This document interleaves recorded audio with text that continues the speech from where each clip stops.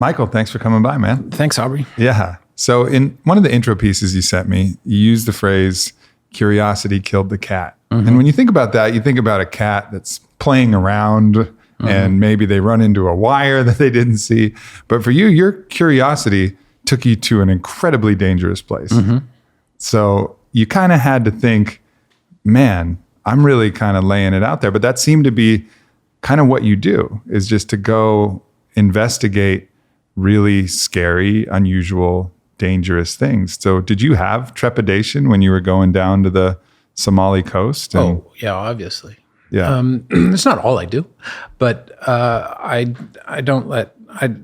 had investigated this story about pirates for a long time. And so I laid plans very carefully, actually.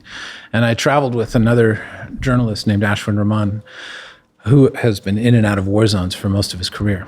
So he's from India, and he took a special interest in Afghanistan, and he'd been in and out of Somalia too. So, we laid our plans pretty carefully. We found security. You had your travel buddy. Yeah. Who had some experience and some shit. Yep. And as soon as he left, I got kidnapped, as a matter of fact. That's how it happened. The fatal flaw. The fatal flaw. No, I think they were actually looking for both of us, as a matter of fact. And it was just his good luck that we took a different route on the way to the airport, and it was on the way back from the airport that I got captured. Wow.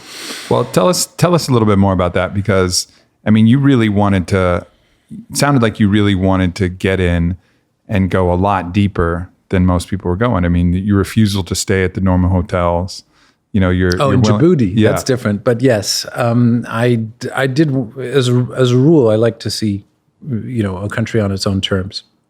And it surprised me in Djibouti, which is another country in the Horn of Africa, close to Somalia, that a lot of Western journalists stayed in a luxury hotel. So it seemed useless to me. But that's one reason. That's Ashwin and I met there in 2009, and that's one reason we got along, was that we were both staying in fairly cheap hotels in town.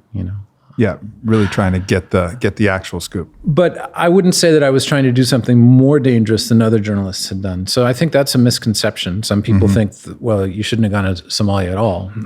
I think that too, in retrospect. But there are journalists, Western journalists in Somalia right now. It's not an unknown thing. And where I was going was not a place where other journalists had not gone. In fact, my security had taken another journalist there just a few months before. Yeah. So give people an update. If someone is hearing Somali pirate, maybe they've seen the Tom Hanks movie, maybe they've seen but give us an update on what's really going on, and then walk us through your kidnapping, because obviously I want to get into that. Yeah. Somali piracy flared up in the early 2000s off the coast, and it died down while I was a captive there, which made me feel like a profound idiot. But you can say that there was a Somali pirate era now between about 2005 or 2007 when it really took off, and about 2012, 2013. There's still some hostages there in the hands of Somali pirates. They seem to be 4 Iranian fishermen that were captured in the meantime a couple years ago, and a couple of Kenyans who were handed over to pirate gangs. So the pirate gangs still exist, and I think the bosses have decided that piracy isn't as lucrative as they thought it would be, or it's not as lucrative anymore. Sure. And so they've moved into other businesses. But there are still skiffs cruising around in the water out there looking for ships. They're just not as successful. So it's kind of the African warlord model. It's not just exclusive to Africa, but that's basically right.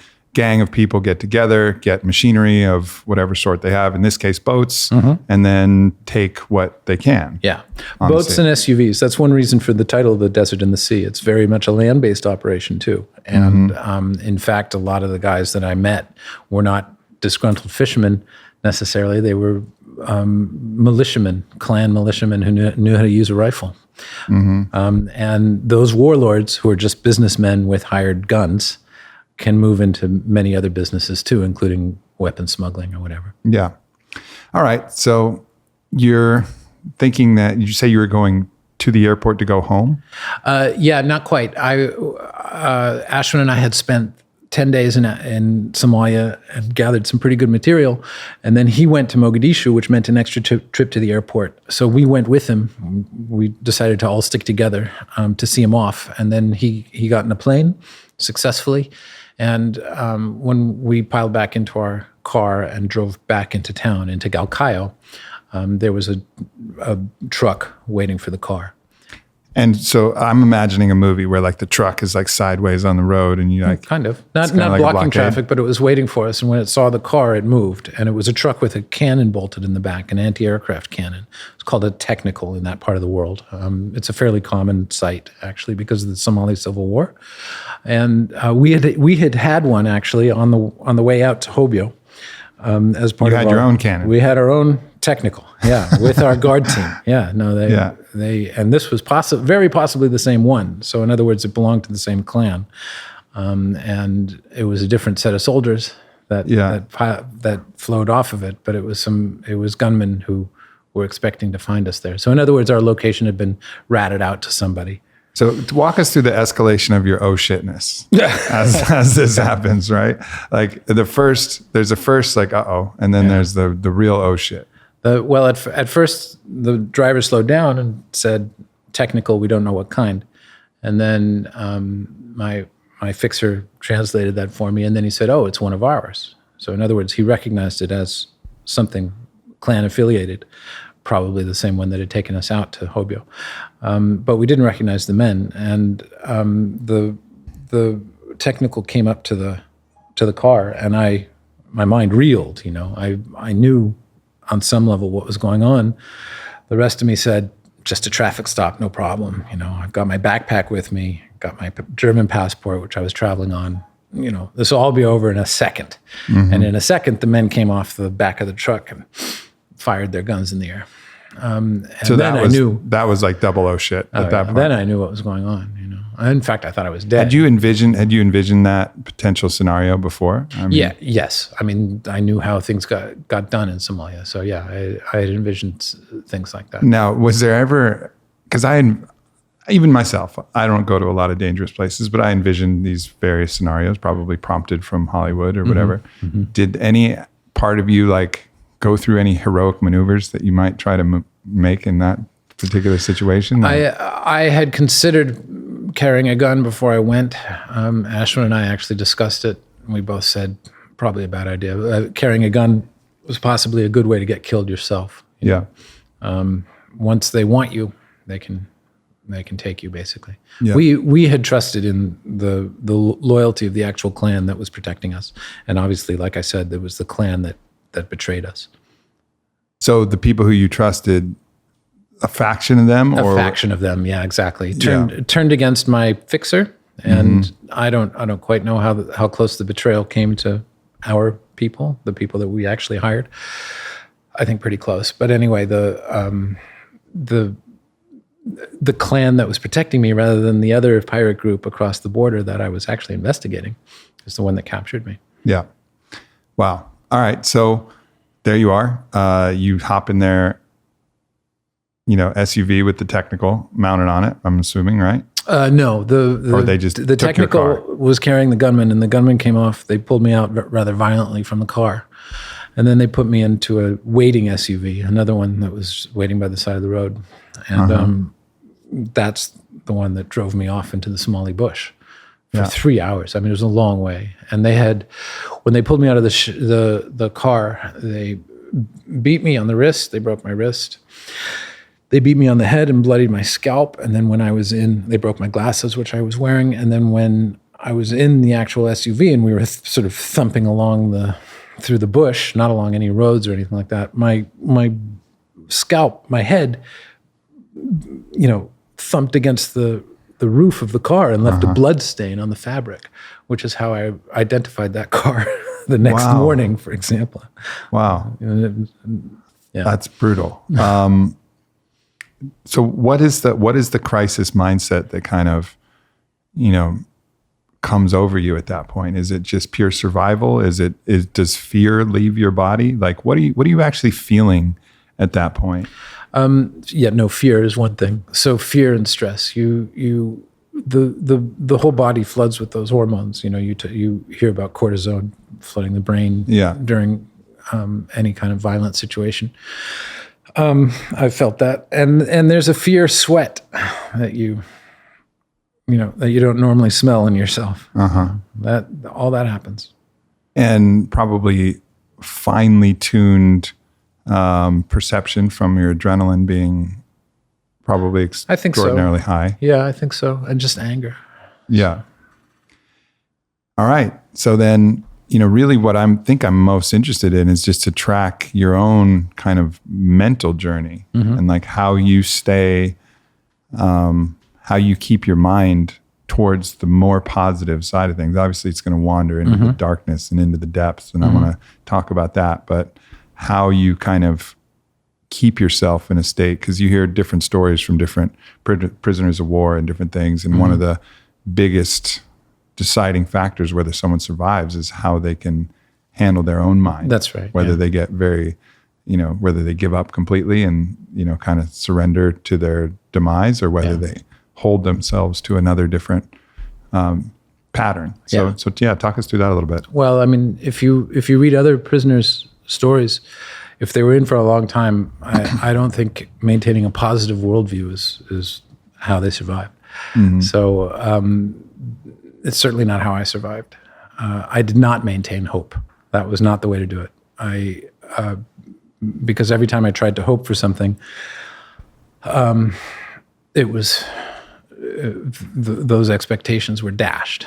Sure. So, especially a few months into my captivity, after I'd been held on a ship and everything else, I was being held on land, and the guards would say, "Michael, don't worry, you're getting out in a month. You're going to get out in 2 weeks." And I would be stupid enough to believe them. And so that woke up my hope, and I hoped to see my family and friends again, and it would all be over, and no problem. And then 2 weeks later, the letdown was brutal. I mean, because was that part of the psychological manipulation that they were? I think they really just wanted. I think they were thinking in terms of, hope will keep him alive. Just keep his hope alive, and then keep him sort of strung along.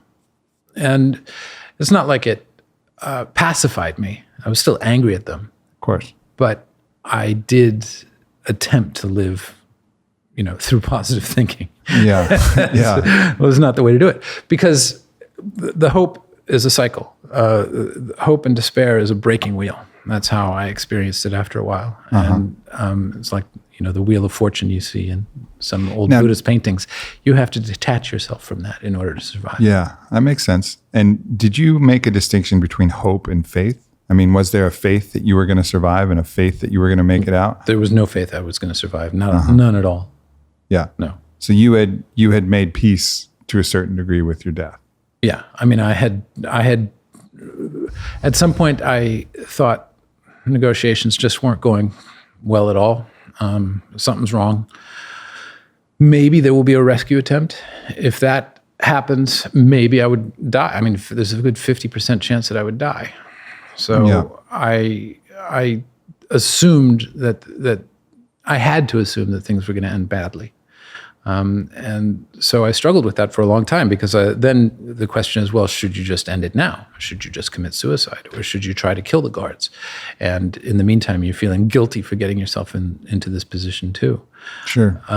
So I was not, it was not a question of faith. It was a question of learning to live from one moment to the next. Almost like a forced staying in the present, because all the thoughts, especially if you start indulging that, why did I do this? Yeah. What was the reason? How could I have made this choice? All of these different hypotheticals that will just almost put blame on yourself. I absolutely did that. Yeah. And then that just makes things even harder. What was so who were they in contact with, and what were they trying to negotiate for, just so people know? They claim they were in contact with all kinds of people, but really they were in contact with my mother, and they first demanded $20 million ransom, and they held on to that demand for a long time, and then eventually there were real negotiations, but they didn't move logically. Yeah. And what was your, what were they feeding you? What was your... Beans. Beans. It's just beans. I mean, as long as I was on land, it was beans and maybe pasta. Beans and pasta and boiled potatoes on the pasta. And eventually I rejected the pasta and just wanted the boiled potatoes. Occasionally boiled goat for protein, but like once a week. So by the time I got out, I had a very serious protein deficiency. The end, at the end, my immune system had actually started to break down because the nutrition was so terrible. But the one big respite from that terrible food was being held on the ship. So they put me on board a hijacked tuna vessel, and all of a sudden my food situation was better because we had fresh fish and we had a working kitchen, a working Chinese kitchen, Chinese food from the mess in the back of the ship. So yeah, did you develop any kind of affinities or were there some guards that you kind of felt like, okay, this guy's of the worst of the villains, this guy's the best, and was there any other prisoners or other people who could kind of make this less miserable? Yeah, definitely. On the ship, there was a crew of 28 men, all hostages, and I was placed on with one other hostage. So with the two of us, that made a total of 30 hostages for the summer of 2012 on this ship. And we all got along pretty well. Well, we didn't all get along pretty well. There were some ethnic problems actually on board the ship. But we consolidated. Mean among the captives? Yeah, among the captives. They were still holding on to racism. Yeah. They're captives on a Somali pirate boat. Yeah, and they're still being yeah, because they couldn't communicate. They had no common language, and this is common on ships in the maritime industry. I think this is a common thing. They had to speak through a pidgin, and it was totally inadequate. So there was some obvious sort of national tension among the groups. Yeah. But as a rule, we closed ranks against the pirates, and we could, we could commiserate with each other. 5 guys spoke English from the Philippines, so we got to be friends with them. I got to be friends with some other guys from Cambodia, even though I spoke no Khmer, and so on. Vietnam, same thing. But those guys were also suffering. I mean, they spent more time in Somalia than I did in the end. Mm-hmm. Now, so there was 30 of you. How many of the pirates were on the boat? Yeah, that's a good question. I thought about that because I wondered whether we should do something about it. I suspect there were an equal number of guards at any given time, but they were not always in sight. So we could see maybe 10 or something like that, but there were always a lot more. Mm-hmm. So we could never count them. That was the problem. Yeah. Yeah, I mean, I suppose that Steven Seagal scenario, is just running through your head. Which one? Whichever movie. I don't know. They're all terrible and they're all the same. No, what was running through my head was, so there's another journalist. I think it was Under Siege that was on a boat, right? Wasn't that the one that was on a boat? Yeah. I don't know. But there's another journalist named David Rode, who I'm friends with now, who had been captured by the Taliban while he was working for the New York Times, and he escaped. And I had read his story in a series of pieces he wrote for the Times. So he was on my mind, especially when I was on the boat. Mm-hmm. And that was a heroic thing from my point of view. Yeah. It turns out he was on the board of the Pulitzer Center on crisis reporting, which had given me a grant. So he was following my story really carefully. Mm-hmm. I didn't quite know that, but we were on each other's minds in some way. That's interesting.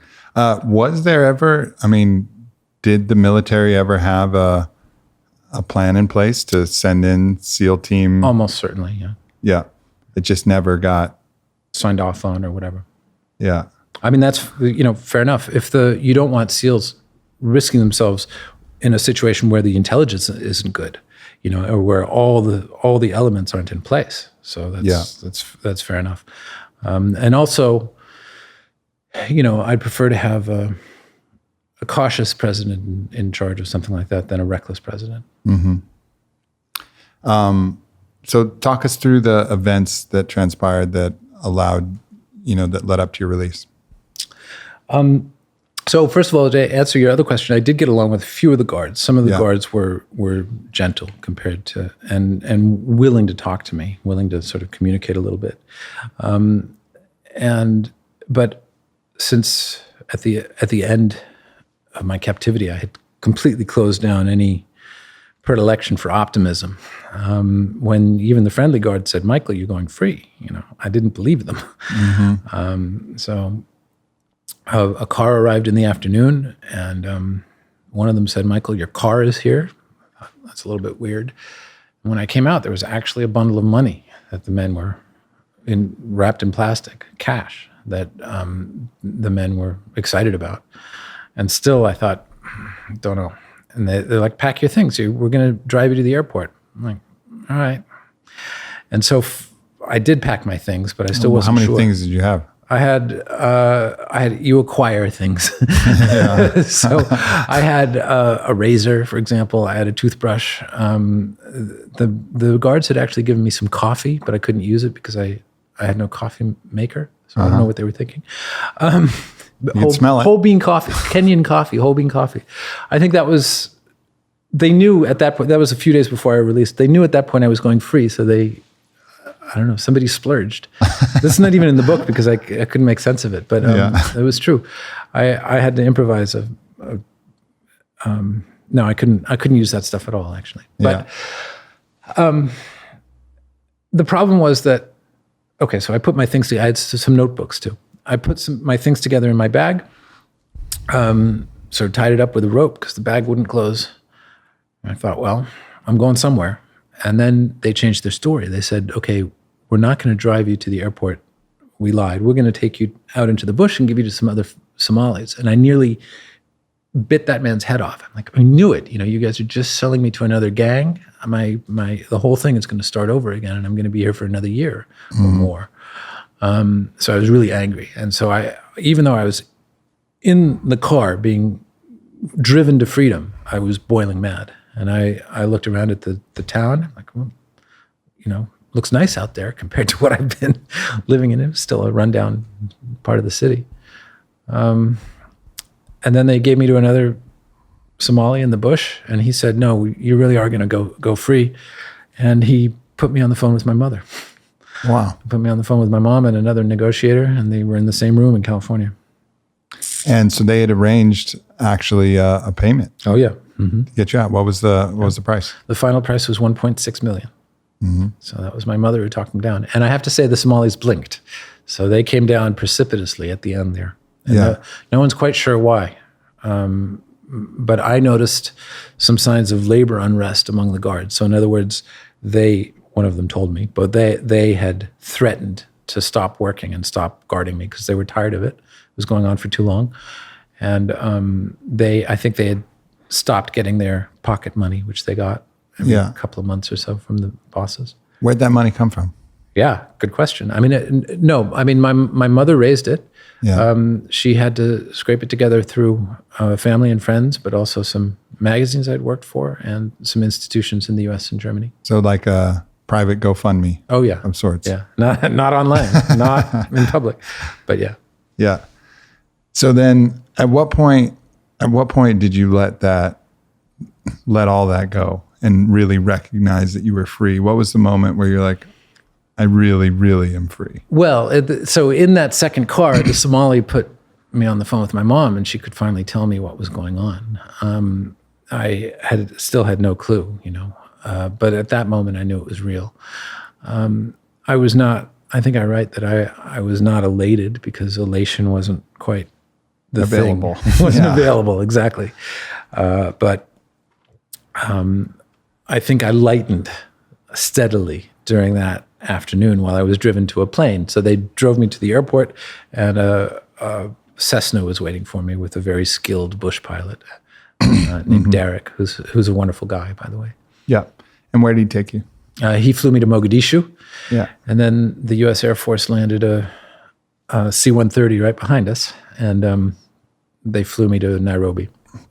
Finally out of Somalia. Yeah, that first plane trip, I wasn't even out of Somalia. So probably sitting on the U.S. Air Force plane, I mean, hugging a U.S. pilot, that probably had to be the moment where... Yeah, there were some FBI agents and some BKA agents. So I'm also a German citizen, and there was the German version of the FBI were there. I think 2 of each. Some American military. The crew of the plane was wearing jumpsuits, so they were ready to jump out of the plane if necessary. Yeah. I was well taken care of. Yeah. At that point, I mean, there had to be a point where you just start weeping and let it go. Right? I relaxed. I think I started weeping when I saw my mother, but in Berlin a few days later. But once I was in Nairobi too, I had a few days to relax in Nairobi. I also broke down. Yeah, for sure.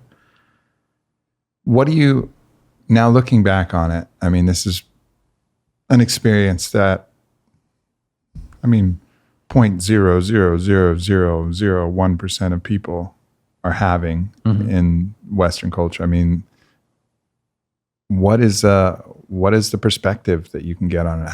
Is there a way that you can turn this into, in true Stoic fashion, saying like, you know what, I'm grateful for this in some particular way, or is this still in your mind like, what the fuck?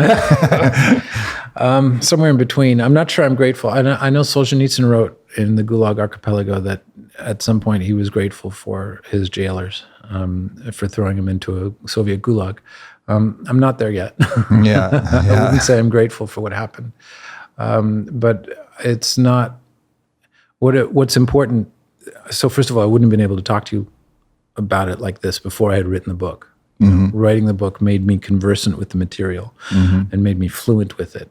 And it's important to keep that fluidity because it's while I was in Somalia, California and Berlin seemed like another planet. And now, obviously, Captivity in Somalia seems like another planet. Yeah. You have to keep that.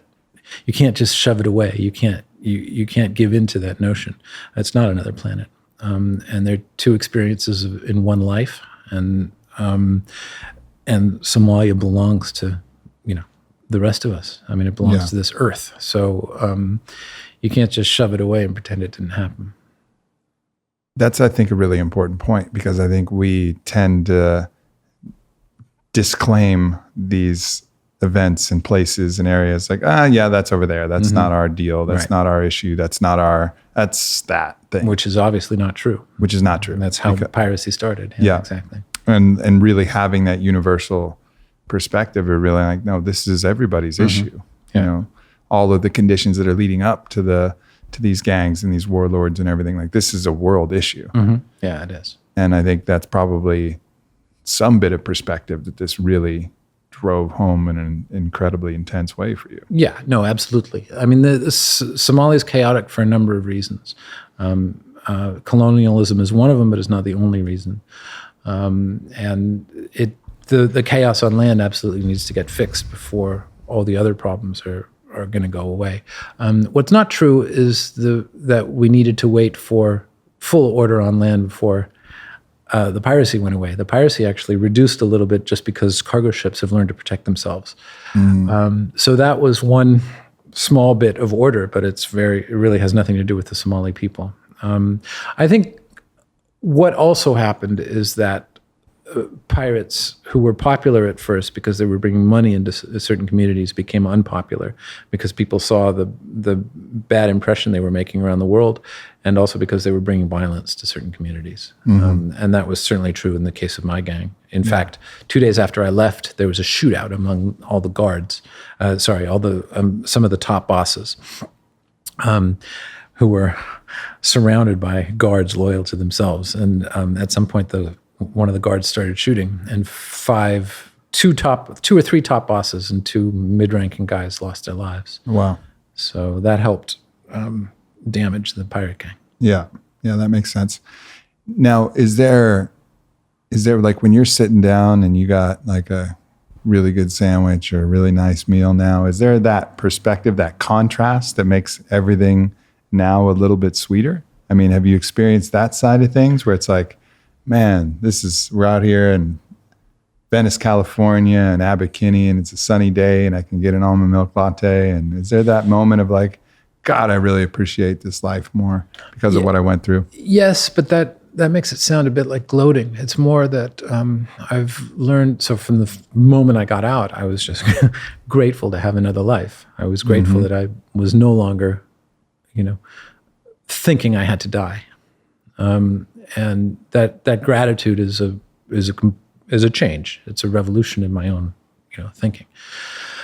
And obviously, since things have gone better, I get tempted not to feel gratitude, and I have learned how to go back into that period of my life and use that as a reference point to build gratitude. Rectify my mind. Exactly. Yeah, it seems like it'd almost be hard for you to complain about the normal shit. I don't complain. I don't complain. Fucking traffic. This is bullshit. I get angry at traffic, but it doesn't last very long. My mom doesn't. My mom is the most patient person in traffic now. Yeah. And I mean, she lives in LA, but she says that too. She doesn't let small things bother her anymore. Yeah, it's just like a recalibration entirely. How about your thoughts about death? I mean, clearly this is an opportunity where you were meditating on your potential death for a long time. How has your perspective surrounding death changed? Well, I mean, that approach about hope that I mentioned was the approach to death from my point of view. So death is a fact, and there's not much you can do about it, and including conceptualizing. So coming up with all kinds of ideas about death is not going to help the fact of death, so that notion of turning down your temptation to conceptualize things and theorize about a lot of things was the vital effect of being a captive. I would have to say that you went in and you had notions of what the future might be, whether you should be optimistic or not, whole theories about this or that. And a couple of years of captivity can take care of those things. It boils down these notions that you like to believe, or that you like to project forward into the future. So much of our suffering is because of those mental machinations, projecting into the future, going through a million different potential outcomes that could be... That's a loud siren.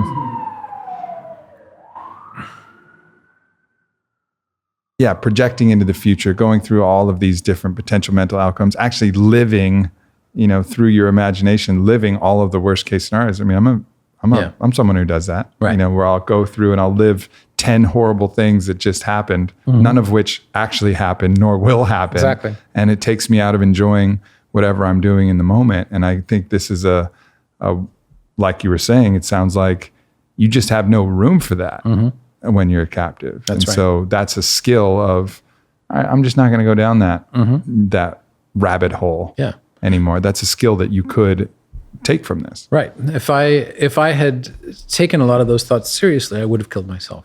So in other words, I thought about killing guards. I thought about ending myself, which would then end the problem for everyone else, including any SEALs that might have to come get me, including my mother, who had to worry about it every day. But it was not a solution. And so you had to accept what was going on at face value and live with it. And that's the approach to death too. Yeah. What was the closest point you got to killing yourself? Did you think about what was the way you were going to do it? Did you have, was it ever pretty close? There's a period where I had to make a conscious decision almost every day whether I was going to do something like that, because the guns were there. The men just sort of sat around with their Kalashnikovs on the floor and watch me, in the room or out of the room, and chew khat, which was their drug. They did try to get up and take their guns with them, but they didn't all the time. So sometimes I was in an empty room with a Kalashnikov, and then I mean, my mind went like that. Oh yeah, no, I had to think very carefully about whether I was going to do it, and I didn't, and I'm glad I didn't. Well, because then it's just, I mean, that's so hard to control the mind, because then it's like, well, I could take a few out and then they could shoot me. Yep. Or I could just shoot myself, or I could all those things try to take the gun and make a run for it and get a car and all of these different things. Yep. But here you are, so you chose correctly. I chose correctly somehow. I could have died in other ways too. I could have just died of malaria at some point. I could have died of somebody could have shot me by accident. So, I could have made the right decision and then died a few months later anyhow. But for a while, so I also thought about escaping quite a bit. And for a while, this Frenchman was a hero of mine, because on the BBC, when I did have a radio, I heard about a Frenchman who'd escaped from some Islamists in Mali, I think. And his guard actually went into the bathroom to pray, but left his gun outside. And the door was also lockable. So this wonderful Frenchman managed to lock his praying guard inside the bathroom, steal the guy's gun, and get out over the wall. I'm like, okay, I don't have guards who pray in the bathroom. They pray in the open. I don't have a lockable door. And in fact, the doors to the compound would open and close by somebody who came and went. So the keys weren't even in the compound. I imagined all the things I didn't have. But then I started to think, okay, what do I have? What can I work with? And there was a moment where I almost ran over the wall. I mean, I almost had a few steps in my mind that I took. But the other thing this guy did was he got on the back of a motorcycle in Mali, and the guy took him to a police station. I'm like, okay, not sure the guys out in the town where I was, Galkayo, are going to be friendly. Not sure the police are going to be friendly. Yeah. There's a lot to think forward Did you even know which way to go? No, not immediately. I had an idea of where I was. I certainly knew which town I was in, although they lied to me about it. Yeah. I knew the police were corrupt. That was one problem, because we had paid a visit as journalists to the police station. I'm like, I'm not sure I would go there. But there was a UN compound outside the town that was run by friendly people. These possibilities were there, but it would have taken a lot of really good fortune strung in a row. Yeah. I think that, there's a saying like, you don't know yourself unless you test yourself, and I think going through this, you learn, you got to feel like you really know yourself, you know, your dark thoughts, your depressive thoughts, your shadow thoughts, your courageous thoughts, your heroic thoughts, your all of these different aspects of yourself. Do you feel like now, man, I really know who I am at this point? Well, you don't want to be smug about it. So I'm certainly more acquainted with those things than I was. One thing that's true, though, is that I sat there thinking about my past a lot. So I went through whole chapters of my life over a few days. It's just, you sort of live there in your mind. And so I got to know myself that way, which was interesting. And so some of that comes into the book too, because, for a long time, nothing happened. So just so you know, there are long stretches where actually nothing worth reporting happened. So I condense those and I bring in some of my past. And that's how the book keeps moving forward. Just beans and thinking. Beans and thinking, beans and memory. Yeah. So it's also a memoir, The Desert and the Sea. Yeah. Well, that's awesome. I mean, I asked you right before you started, was it worth it? Yeah. And you didn't take it. No, it's not. It wasn't. My grandmother died while I was there. Yeah. That's not, no, it wasn't worth it. It wasn't worth the pain I put my mother through and my family. Yeah. But nonetheless, you do your best with the lot that you're given. That's what and this is what this book is. It's your opportunity to put this out there in whatever way you can, in the best way you can, and move forward with your life the best you can, because that's a choice I think we all have. You didn't have a choice whether you got kidnapped or not. You just have the choice of how you respond to that and what you do with it. That's right. And looks like once again you're making some of the right choices. I hope so. We'll see. One step at a time. Yeah, for sure. The Desert and the Sea, and it's available everywhere. Yeah. Amazon, Audible. Do you read your Audible on this? No, an actor does, but it's available. Mm-hmm. Very cool. And so what's next for you after this? I'm working on another book. Yeah. Hopefully it's less immersive. It's a novel, so it'll be it won't involve a whole lot of dangerous travel. Yeah. It's about drones, which I have an interest in because of this experience, but I'm not going to say much more than that. I do want to write about the world at large too, and I am working on a magazine piece about a trial elsewhere in the U.S. But so it's a mix of journalism and fiction that I'm doing. But that's awesome. Well, appreciate you making the right choices so we could get a insight and an inside look into something that hardly anybody will ever get to experience. I'm just glad to be here. Yeah, for sure, brother. Anything else you'd like to point out to anybody? No, I think that's all. All right. The Desert and the Sea, Michael Scott Moore. Thank you, my friend. Thank you, Aubrey.